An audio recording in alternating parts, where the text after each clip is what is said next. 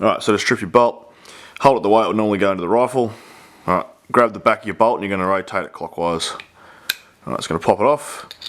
Pull that straight out. Alright, so you got your firing pin spring, your firing pin. You're going to have grease and shit all over this. You can clean that off and reapply. I've got what is Tetragun grease. You don't have to, but that's what they put on there from the factory anyway.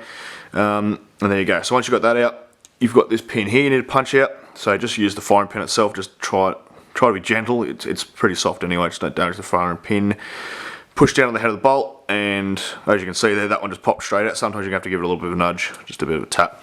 That one's pretty loose, comes straight out. Alright, drops out. Now this does have a hole in it, so that when that's inside the bolt, the firing pin will go through that, like that. Alright, head of the bolt's going to come off, and you're going to have this spring. It is a spring washer, so whichever way it comes off, just remember which way it is, and that's the way it goes back on.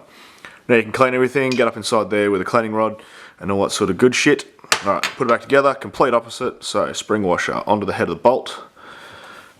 Head of the bolt onto the bolt. Now you'll see there it doesn't sit down correctly, and then it will find a spot. There is a cam on the inside and there is a recess just there.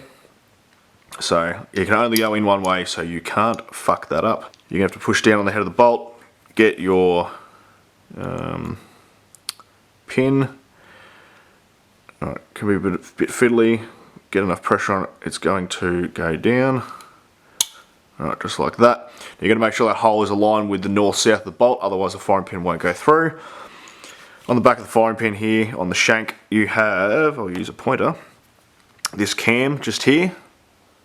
Hopefully you can see that.